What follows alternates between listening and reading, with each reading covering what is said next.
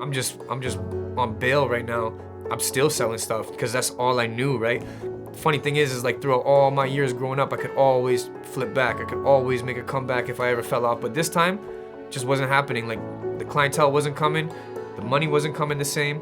And then I think one day I just put it down, man. And being on bail, I was at my mom's house being on bail again, cause she was my surety with my brother. And she made me get a job while I was living there.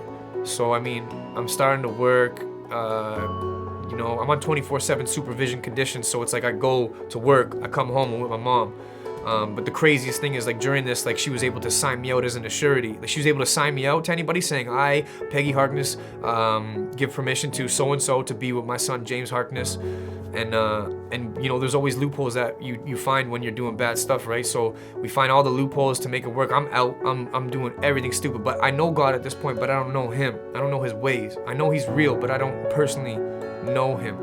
So what happened was, while I'm on bail for a year and a half and I'm living at my parents' house, my mom and dad ended up, they were going to church at this point, and there was a pastor at this church, Pastor Dawson, and he came over to my house, as per my parents' request. I am more than sure, obviously, and I remember I was cooking. That's what my job was, because my mom's a cook, and that's what I was doing. So I started cooking a lot more, and so I made a peach cobbler for them, which is funny because I made it and I'm like, I do all this stuff, right? And then I tell him like, I'm not coming out when he comes here. I'm just gonna stay in my room. And no ill will, no nothing. I'm like, I'm just not gonna come out. He gets there and then I'm coming out my room. I don't know who knows what it was for, but I come out the room and now I'm talking with this pastor and I'm spilling everything out to him and I don't even know why. He's some older dude too. He's like 70 years old and I'm this young, egotistical still, you know what I mean? It's just, it's crazy because it really drew me to him and really showed me this. I really wanted to be around him. I really liked him. I really just wanted to talk with him. And so I ended up going to church to see him, obviously, right? That's where his church was. And man, that church was so loving, man. I would come in with my cornrows, with my pants sagging, white tees, and they would love me, man. And they loved me, and they loved me, and they didn't judge me, and they hugged me, and they hugged me, man. They didn't try to shake my hands. They would just hug me every time I come in that church, and they were there for me. They supported me. They called me to check up on me. Pastor answered my phone call when I had problems. It was different than walking into a house of alcoholics and people drinking and probably not even acknowledging me when I was a child, or giving me beer. Like I used to walk in at home and, I'd be 6 years old and one of my mom's friends passes me a beer to drink a beer. I have a sip of beer when I'm like a youth, compared to walking into a church where these people are just arms open, hugging me, loving me. When I looked worse than I did when I was a child, that you should be loving a little kid. He's so innocent, but I look like crap and I'm walking in this church and they're loving me how I should have been loved when I was a child. And so walking in there, I'm getting hugs from everybody and they're genuinely care. Like when I spoke to them, they looked at me.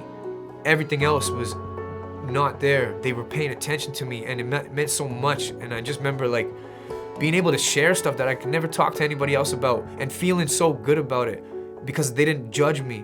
And most of these people have been through their stuff too. So it's like, it was just so much love that really started to transform my heart. Because of how the way the people were at that church, I really liked it there and I wanted to be there more. And being on bail under 24/7 supervision and really having no friends anymore, because in the streets, they ain't really your friends, obviously. There was one guy who come through and spent time with me a lot, and much love to you, Chris. But besides that, man, like I'm stuck in my house. So church was like such a good place for me because it made me feel so good. These people made me feel so good, and I would go there and I would hear about how much God loves me. Man, unconditional love is just we see right now. I can't even hold it in, man. Just how God was always there for me and how He's blessed me with what I have now, and I didn't deserve any of it, man. I have my wife and my 2 kids. Like I don't deserve any of it. And you want to talk about unconditional love? It's somebody that gives you things you don't deserve. It's somebody that's there for you no matter what you do. Like you can make mistakes and it doesn't matter They don't see those mistakes. They see the good in you. They see what you're capable of. They see what is possible. And all the other things they just see as things that need to be removed. They don't see them as you. They see them as things that just need to be removed. Anything that's holding you back, anything that's a bad trait in your life. That's what unconditional love is. Unconditional love doesn't identify those things as you. They see the perfect in you. Just know that, like, if you're going through anything at all, that God is always there. You are still breathing. We didn't create this oxygen, but God is still giving you oxygen right now to breathe. You are not making your own heartbeat, but God is making your heartbeat right now. You have a second chance right on the table for you. You have a third chance, a fourth chance. God is waiting for you to pick it up.